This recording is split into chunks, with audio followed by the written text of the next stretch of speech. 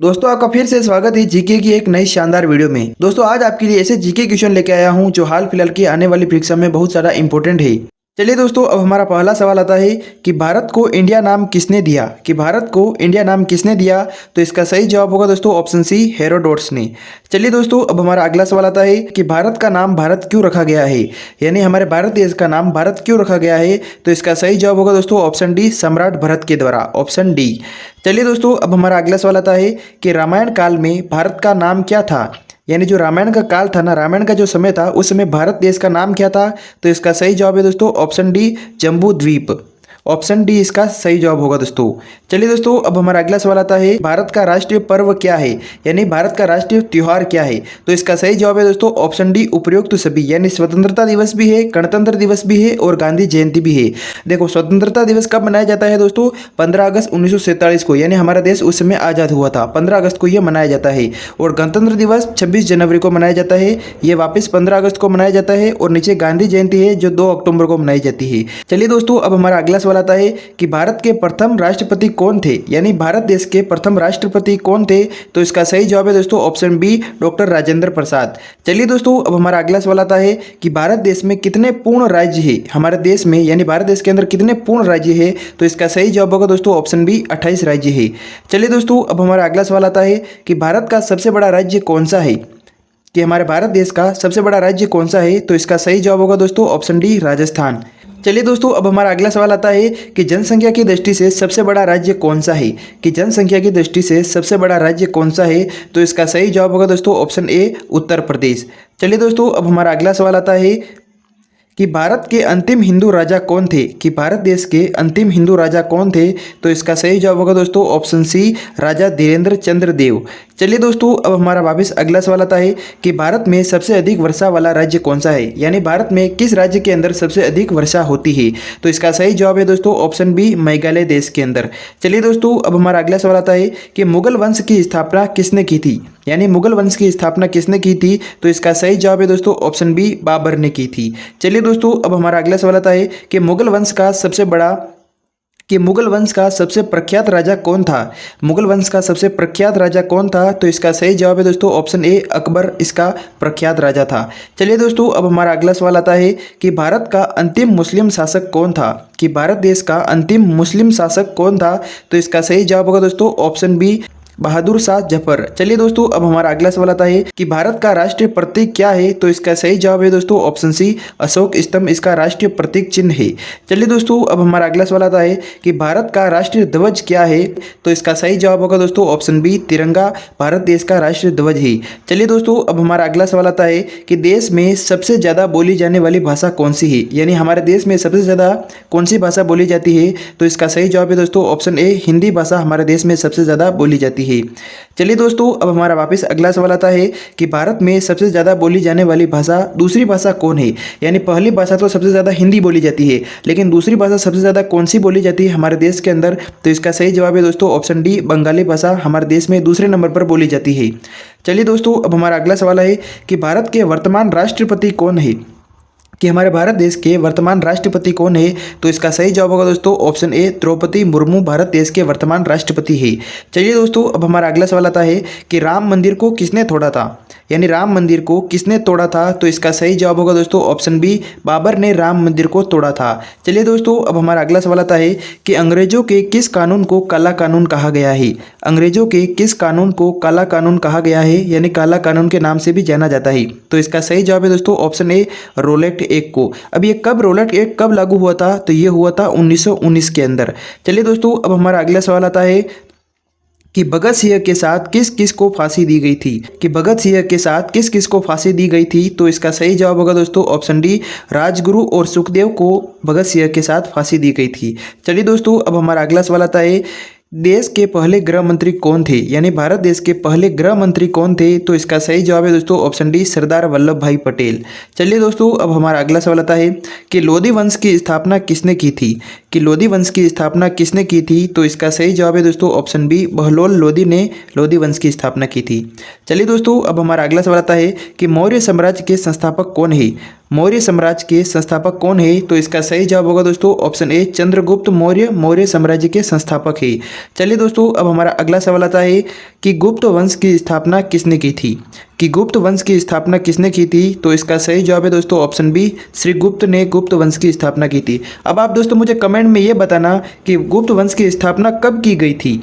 अब आप मुझे कमेंट में बताना और मैं आपके कमेंट को चेक करूंगा। चलिए दोस्तों अब हमारा अगला सवाल आता है कि ताजमहल का निर्माण किसने करवाया था?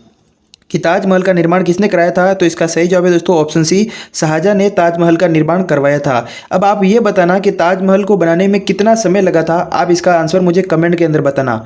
चलिए दोस्तों अब हमारा अगला सवाल आता है कि केदारनाथ मंदिर का निर्माण किसने कराया था? केदारनाथ मंदिर का निर्माण किसने कराया था?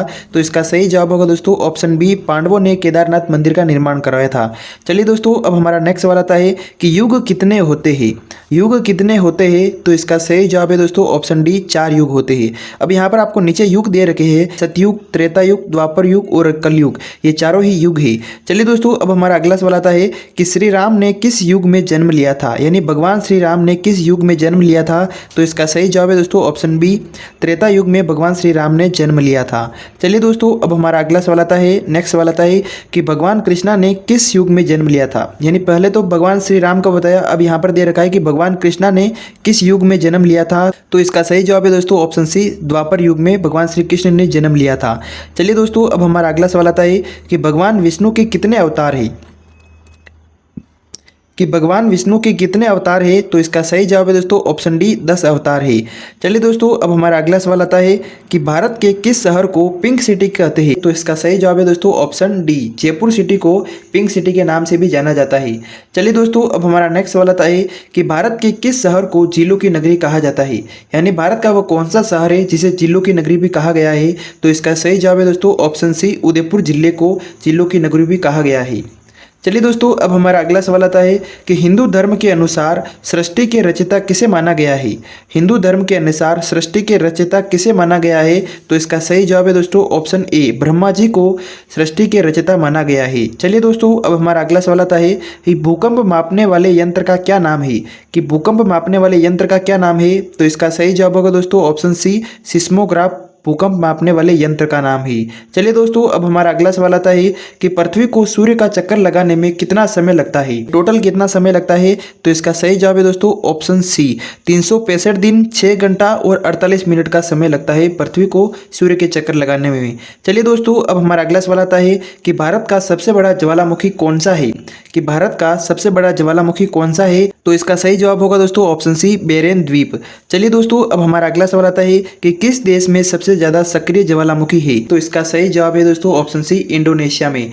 चलिए दोस्तों अब हमारा अगला सवाल आता है कि निम्न में से काली मिट्टी में उगाई जाने वाली फसल कौन सी है? तो इसका सही जवाब है दोस्तों ऑप्शन बी यानी गेहूं जो है वो काली मिट्टी के अंदर उगाई जाने वाली फसल है। चलिए दोस्तों अब हमारा अगला सवाल आता है कि निम्न चट्टान के 3 प्रकार में से कौन सा नहीं है? यहाँ पर आपको नहीं दे रखा है दोस्तों, तो इसका सही जवाब है दोस्तों ऑप्शन डी कठोर नहीं है। चलिए दोस्तों अब हमारा अगला सवाल आता है ग्रह के सतह पर सामग्री के प्रवाह के अपसरण का अध्ययन को क्या कहते हैं? यानी ग्रह के सतह पर सामग्री के प्रवाह के अपसरण का अध्ययन करने को क्या कहा जाता है? तो इसका सही जवाब है दोस्तों ऑप्शन सी भू आकृति विज्ञान। चलिए दोस्तों अब हमारा अगला सवाल आता है कि भारत में सबसे अच्छी मिट्टी कौन सी है? भारत में सबसे अच्छी मिट्टी कौन सी है? तो इसका सही जवाब है दोस्तों ऑप्शन सी जलोढ़ मिट्टी। चलिए दोस्तों अब हमारा नेक्स्ट सवाल आता है कि पौधों की वृद्धि के लिए कौन सी मिट्टी सर्वोत्तम मानी जाती है, यानी सबसे बेस्ट मानी जाती है? तो इसका सही जवाब होगा दोस्तों ऑप्शन सी दोमट मिट्टी पौधों के लिए सबसे सर्वोत्तम मानी जाती है। चलिए दोस्तों अब हमारा अगला सवाल आता है कि निम्न में से भूगोल के पिता या जनक कौन है? भूगोल के पिता और जनक किसे कहा जाता है? तो इसका सही जवाब होगा दोस्तों ऑप्शन बी। चलिए दोस्तों अब हमारा अगला सवाल आता है कि भूगोल दिवस प्रतिवर्ष कब मनाया जाता है? कि भूगोल दिवस प्रतिवर्ष कब मनाया जाता है? तो इसका सही जवाब है दोस्तों ऑप्शन डी 27 जनवरी को भूगोल दिवस मनाया जाता है। चलिए दोस्तों अब हमारा अगला सवाल आता है कि भारत में कौन सी नदी उल्टी बहती है? तो इसका सही जवाब है दोस्तों ऑप्शन सी नर्मदा नदी है जो भारत के अंदर उल्टी बहती है। चलिए दोस्तों अब हमारा अगला सवाल आता है कि सुंदरवन का डेल्टा कौन सी नदी बनाती है? यानी सुंदरवन का जो डेल्टा है वो कौन सी नदी बनाती है? तो इसका सही जवाब होगा दोस्तों ऑप्शन डी गंगा और ब्रह्मपुत्र नदी सुंदरवन का डेल्टा बनाती है। चलिए दोस्तों अब हमारा अगला सवाल आता है यानी संसार का सबसे बड़ा डेल्टा सुंदरवन डेल्टा कौन सी नदियाँ बनाती है? तो इसका सही जवाब है दोस्तों ऑप्शन डी, गंगा और ब्रह्मपुत्र नदी। चलिए दोस्तों, अब हमारा अगला सवाल आता है कि झील का निर्माण कैसे होता है। यहाँ पर आपको ऑप्शन दे रखा है दोस्तों कि झील का निर्माण कैसे होता है। तो इसका सही जवाब है दोस्तों ऑप्शन सी, ज्वालामुखी और गतिविधियों के कारण होता है। चलिए दोस्तों, अब हमारा अगला सवाल आता है कि वायुमंडल की ऊपरी परत को क्या कहा जाता है। कि वायुमंडल को ऊपरी परत को क्या कहा जाता है। तो इसका सही जवाब है दोस्तों ऑप्शन ए, क्षोभ मंडल कहा जाता है।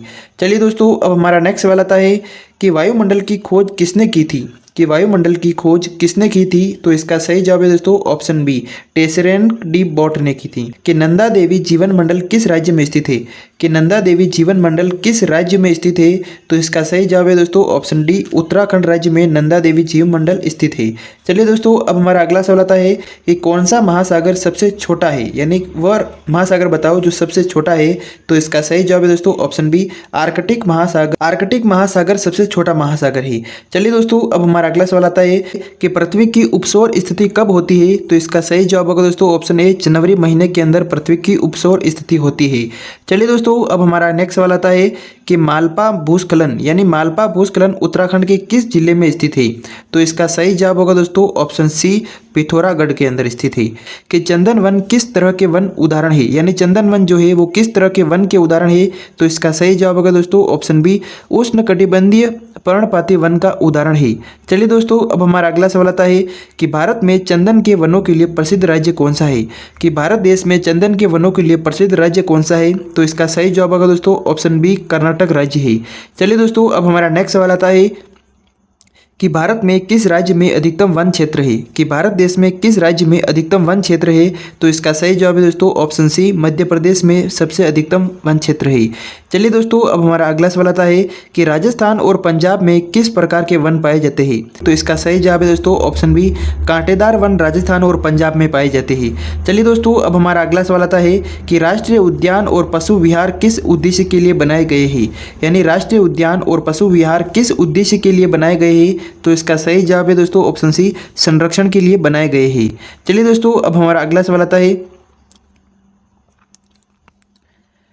अब दोस्तों, हमारे जितने भी सवाल थे वो सारे के सारे अभी कंप्लीट हो चुके हैं।